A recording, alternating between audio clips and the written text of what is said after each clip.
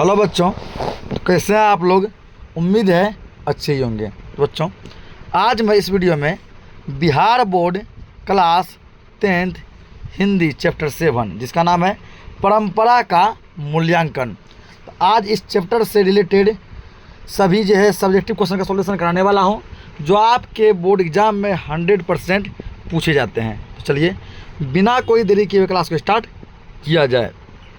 तो आज का हमारा पहला जो क्वेश्चन है वो कह रहा है कि परंपरा का ज्ञान किसके लिए सबसे ज़्यादा आवश्यक है और क्यों। परंपरा का ज्ञान जो सबसे ज़्यादा आवश्यक किसके लिए है और क्यों है। आंसर देखिएगा, जो लोग साहित्य में युग परिवर्तन करना चाहते हैं, जो लोग लकीर के फ़कीर नहीं बनकर रूढ़ियाँ तोड़कर क्रांतिकारी साहित्य की रचना चाहते हैं, उनके लिए परंपरा का ज्ञान आवश्यक है। ऐसे व्यक्तियों के लिए परंपरा ज्ञान क्या है, आवश्यक है। क्यों आवश्यक है? क्योंकि परंपरा के ज्ञान से प्रगतिशील आलोचना का विकास होता है, अर्थात प्रगतिशील आलोचना साहित्य परंपरा का मूर्त ज्ञान है। साहित्य परंपरा कैसा ज्ञान है? मूर्त ज्ञान है। दूसरा नंबर क्वेश्चन आपके सामने कर रहा है कि परंपरा के मूल्यांकन में साहित्य के वर्गीय आधार का विवेक लेखक क्यों महत्वपूर्ण मानता है। लेखक महत्वपूर्ण क्यों मानता है? उत्तर इसका देखेंगे। परंपरा के मूल्यांकन में साहित्य के वर्गीय आधार का विवेक लेखक महत्वपूर्ण मानता है, क्योंकि साहित्य की परंपरा का मूल्यांकन हेतु प्रथम उस साहित्य का मूल्य निर्धारण आवश्यक है जो शोषक वर्गों के विरुद्ध श्रमिक जनता के हितों में प्रतिबिंबित करता है। उस साहित्य पर ध्यान देना होगा जिसकी रचना का बुनियाद शोषित जनता के श्रम पर है, तथा यह भी देखना होगा कि वह साहित्य वर्तमान समय में लोगों के लिए कहाँ तक उपयोगी है। क्या वह अभ्युदयशील वर्ग का साहित्य है या हरासमान वर्ग का। ठीक ना, हरासमान वर्ग का। नेक्स्ट क्वेश्चन आपके सामने है कि साहित्य का कौन सा पक्ष अपेक्षाकृत अस्थायी होता है। इस संबंध में लेखक की क्या राय है? इस संबंध में लेखक क्या राय देते हैं? तो साहित्य मनुष्य के संपूर्ण जीवन संबंध है। किससे संबंध है? मनुष्य के संपूर्ण जीवन से संबंध है। आर्थिक जीवन के अलावा मनुष्य एक प्राणी के रूप में भी जीवन बिताता है। साहित्य में मनुष्य बहुत सी आदिम भावनाएं प्रतिफलित होती है। साहित्य में मनुष्य की बहुत सी आदिम भावनाएं प्रतिफलित होती है जो प्राणी मात्र से जुड़ती है। साहित्य केवल विचारधारा मात्र नहीं है, बल्कि उसमें मनुष्य का इंद्रिय बोध, उसकी भावनाएं भी वंचित होती है। साहित्य का यह पक्ष अपेक्षाकृत अस्थायी होता है। साहित्य का यह पक्ष कैसा होता है? अस्थायी होता है। अगला क्वेश्चन कर रहा है कि साहित्य में विकास प्रक्रिया उसी तरह संपन्न नहीं होती जैसे समाज में। लेखक का आशय स्पष्ट करें। कहता साहित्य में विकास प्रक्रिया उसी तरह संपन्न नहीं होती जैसे समाज में। तो लेखक का क्या आशय है उसको स्पष्ट करें। लेखक क्या कहना चाहते हैं उसके बारे में बताइए। तो साहित्य में विकास प्रक्रिया उसी तरह संपन्न नहीं होती जैसे समाज में। लेखक के कहने का आशय है कि जैसे समाज में विकास की प्रक्रिया संपन्न नहीं होती है, उसी प्रकार साहित्य क्षेत्र में भी विकास प्रक्रिया पूरी नहीं होती है। जब तक हम साहित्य की विकास प्रक्रिया को संपन्न, परिपूर्ण, दोष रहित मान लेंगे तो फिर कोई कभी ही नहीं होगा ना। अगर हम साहित्य की विकास प्रक्रिया को संपन्न, परिपूर्ण, दोष रहित मान लेंगे तो फिर कोई कभी ही नहीं होगा, तथा साहित्य का विकास भी नहीं होगा। विकासशील समाज में विकास प्रक्रिया कभी संपन्न नहीं होती है। उसी प्रकार साहित्य में भी विकास प्रक्रिया संपन्न नहीं होती, अर्थात यहाँ कर देंगे, उसी प्रकार साहित्य में भी विकास प्रक्रिया संपन्न नहीं होती है। फुल स्टॉप देंगे, यहाँ तक आंसर इसका हो गया। अगला क्वेश्चन करें 5वां नंबर। लेखक मानव चेतना को आर्थिक संबंधों से प्रभावित मानते हुए भी उसकी सापेक्ष स्वाधीनता किन दृष्टांतों द्वारा प्रमाणित करता है? किन दृष्टांतों द्वारा प्रमाणित करता है? इसका उत्तर लिखेंगे। लेखक मानव चेतना को आर्थिक संबंधों से प्रभावित मानते हुए भी उसकी सापेक्ष स्वाधीनता स्वीकार करता है, क्योंकि आर्थिक संबंधों से प्रभावित होना एक परिस्थिति है। उस परिस्थिति व स्वाधीन भाव का त्याग करना अनिवार्य नहीं है। लेखक इस पक्ष में दृष्टांत देता है कि अमेरिका और एथेंस दोनों गुलाम थे, लेकिन एथेंस की सभ्यता ने पूरे यूरोप को प्रभावित किया, अमेरिका का नहीं। उसी प्रकार सामंतवाद दुनिया भर में कायम रहा, लेकिन भारत और ईरान दो ही काव्य केंद्र थे।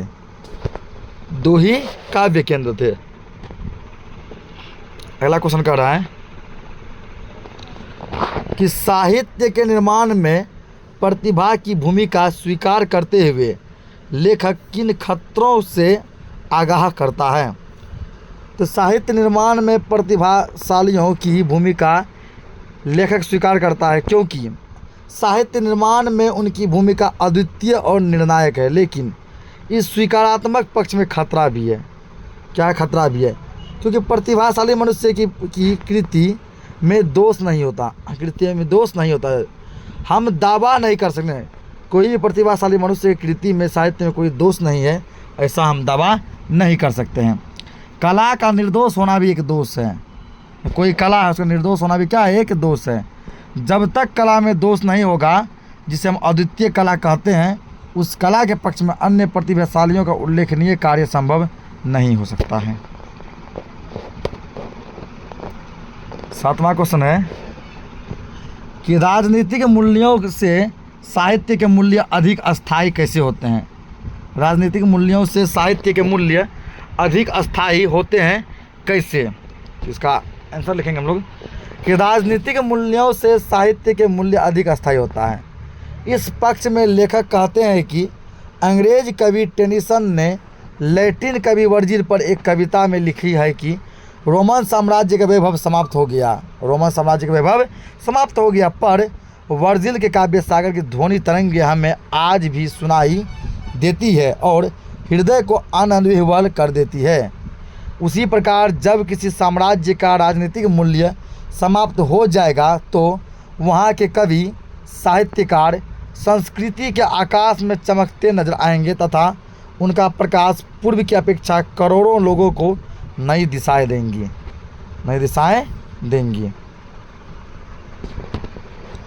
नेक्स्ट क्वेश्चन है कि जातीय अस्मिता का लेखक किस प्रसंग में उल्लेख करता है और उसका क्या महत्व बताता है? ऐसा लिखना है। जातीय अस्मिता का उल्लेख लेखक साहित्य के विकास प्रसंग में करता है। उसके महत्व को बताने के लिए लेखक का कहना है कि साहित्य के विकास में प्रतिभाशाली मनुष्यों की तरह जन समुदाय जातियों की विशेष भूमिका होती है, क्योंकि यूरोप के सांस्कृतिक विकास में जो भूमिका प्राचीन यूनानियों की है, वह अन्य किसी जाति की नहीं है।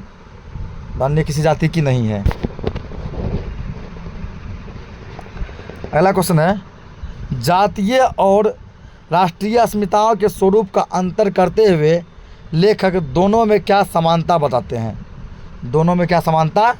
हैं? तो जातीय और राष्ट्रीय अस्मिताओं के स्वरूप का अंतर बताते हुए लेखक ने कहा है कि किसी भी राष्ट्र में अनेक जातियां रहते हैं, किसी भी देश में अनेक जातियां रहते हैं, उनकी अस्मिताएं भी अनेक होती है, परंतु एक राष्ट्र की एक अस्मिता होती है ना, एक राष्ट्र की एक अस्मिता होती है।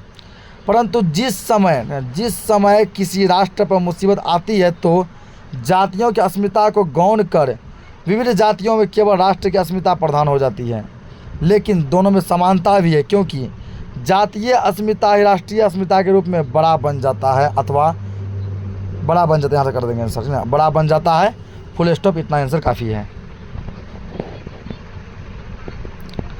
नेक्स्ट क्वेश्चन 10 नंबर, बहुजातीय राष्ट्र की हैसियत से कोई भी देश भारत का मुकाबला क्यों नहीं कर सकता है? आंसर लिखेंगे बहुजातीय राष्ट्र अनेक हैं। सोवियत संघ में सबसे अधिक जातियां शामिल है, परंतु उनका इतिहास मिला जुला राष्ट्रीय इतिहास नहीं है। क्या मिला जुला राष्ट्रीय इतिहास नहीं है? जैसा कि भारतीय जातियों का राष्ट्रीय इतिहास एक है ना। एक को मारेंगे यहाँ पे, नहीं क्या को मारेंगे यहाँ पे। उनका इतिहास मिला जुला राष्ट्रीय इतिहास नहीं है, कोमा, जैसा कि भारतीय जातियों का राष्ट्रीय इतिहास एक है, फुल स्टॉप। यूरोप के लोग यूरोपियन संस्कृति की बात करते हैं, पर यूरोप कभी राष्ट्र नहीं बना। यूरोप कभी राष्ट्र नहीं बना, बल्कि दो भागों में विभक्त होकर राष्ट्रीयता को विभाजित कर डाला। बहुजातीय राष्ट्र की हैसियत से भारत का मुकाबला कोई राष्ट्र नहीं कर सकता है। अगला क्वेश्चन है, भारत की बहुजातीयता मुख्यतः संस्कृति और इतिहास की देन है, क्योंकि अगला क्वेश्चन था, भारत की बहुजातीयता मुख्यतः संस्कृति और इतिहास की देन है, क्यों? भारत की बहुजातीयता मुख्यतः संस्कृति और इतिहास की देन है, क्यों? आंसर लिखेंगे भारत की बहुजातीयता मुख्यतः संस्कृति और इतिहास की देन है, क्योंकि यहाँ की राष्ट्रीयता एक जाति द्वारा दूसरी जातियों पर राजनीतिक प्रभुत्व कायम करके स्थापित नहीं हुई है, बल्कि हमारी राष्ट्रीयता बहुजातियों को अपने में पिरोकर अद्वितीय माना जाता है। पहला क्वेश्चन है, किस तरह समाजवाद हमारी राष्ट्रीय आवश्यकता है? इस प्रसंग में लेखक के विचारों पर प्रकाश डालें। आज समाजवाद हमारी राष्ट्रीय आवश्यकता है। लेखक के विचार से यदि समाजवादी व्यवस्था कायम होने पर जारशाही रूस नवीन राष्ट्र के रूप में पुनर्गठित हो सकता है, तो भारत में समाजवादी व्यवस्था कायम होने पर यहाँ की राष्ट्रीय अस्मिता पहले से कितना पुष्ट होगी, इसकी कल्पना की जा सकती है। देश के साधनों का सदुपयोग समाजवादी व्यवस्था में ही संभव है। ठीक है, देश के साधनों का सदुपयोग किस में संभव है? समाजवादी व्यवस्था में ही संभव है। छोटे बड़े राष्ट्र जो भारत से ज़रा पिछड़े थे, समाजवादी व्यवस्था कायम करने के बाद पहले की अपेक्षा कहीं ज़रा शक्तिशाली हो गए। भारत की राष्ट्रीय क्षमता का पूर्ण विकास समाजवादी व्यवस्था से ही संभव है। अगला क्वेश्चन देखेंगे हम लोग 13 नंबर का रहा है कि निबंध का समापन करते हुए लेखक कैसा स्वप्न देखता है? उसे साकार करने में परंपरा की क्या भूमिका हो सकती है? ऐसा लिखना है, लेखक निबंध का समापन करते हुए उस दिन का स्वप्न देखता है कि जब देश में समाजवादी व्यवस्था कायम होगी। कौन सी व्यवस्था कायम होगी? समाजवादी व्यवस्था कायम होगी। उस दिन अधिक से अधिक लोग साक्षर होंगे, तब वे साहित्यकार की रचना को पढ़ेंगे। नहीं, जब लोग साक्षर होंगे, पढ़ेंगे लिखेंगे, तो वो साहित्यकार की रचना को पढ़ेंगे। जब पढ़ेंगे तो उस साहित्य से पूरा परिचय होगा और सही अर्थ में साहित्य परंपरा का मूल्यांकन कर पाएंगे। नेक्स्ट क्वेश्चन है, साहित्य सापेक्ष रूप में स्वाधीन होता है। साहित्य सापेक्ष रूप में कैसा होता है? स्वाधीन होता है। इस मत को प्रमाणित करने के लिए लेखक ने कौन कौन से तर्क और प्रमाण दिए हैं? आंसर लिखेंगे, साहित्य सापेक्ष में स्वाधीन होता है जबकि परिस्थितिवश जातियाँ पराधीन होती है। परिस्थितिवश जातियाँ क्या होती है? पराधीन होती है। इस मत को प्रमाणित करने के लिए लेखक ने प्रमाण उपस्थित करते हुए कहा है कि अमेरिका और एथेंस दोनों गुलाम हुए, लेकिन एथेंस का साहित्य संपूर्ण यूरोप, या एथेंस नहीं होगा, क्या यूरोप होगा ना, संपूर्ण यूरोप को प्रभावित किया, ना कि अमेरिका का साहित्य। अगला क्वेश्चन आपको दिया गया है, व्याख्या करें। क्या दिया? व्याख्या करें। विभाजित बंगाल से विभाजित पंजाब की तुलना कीजिए तो ज्ञात हो जाएगा कि साहित्य की परंपरा का ज्ञान कहाँ ज़्यादा है, कहाँ कम है, और इस न्यूनाधिक ज्ञान के सामाजिक परंपरा क्या होते हैं। इसका देखिए आंसर, ये जैसा प्रश्न व्याख्या करें, यानी कि आपके बुक का कोई एक लाइन उठाया गया, उस चैप्टर का कोई एक लाइन उठाया गया है, तो कहा गया है प्रस्तुत पंक्तियाँ, परंतु लिखा गया मिस्टेक, प्रस्तुत लिखेंगे।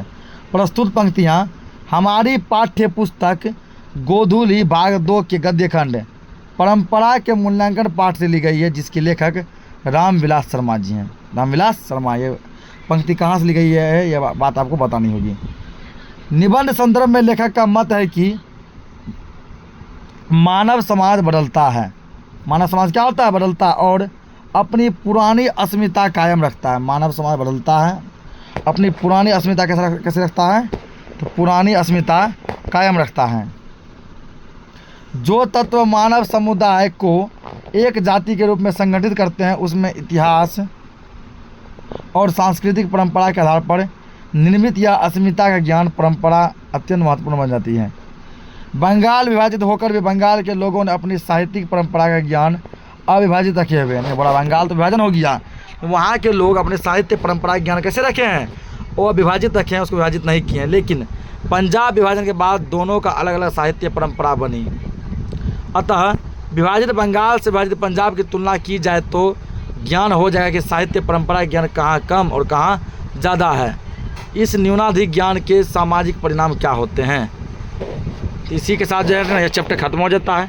उम्मीद है कि आपको आज का क्लास अच्छा लगा होगा। यदि अच्छा लगा और वीडियो को लाइक करें, चैनल को सब्सक्राइब करें।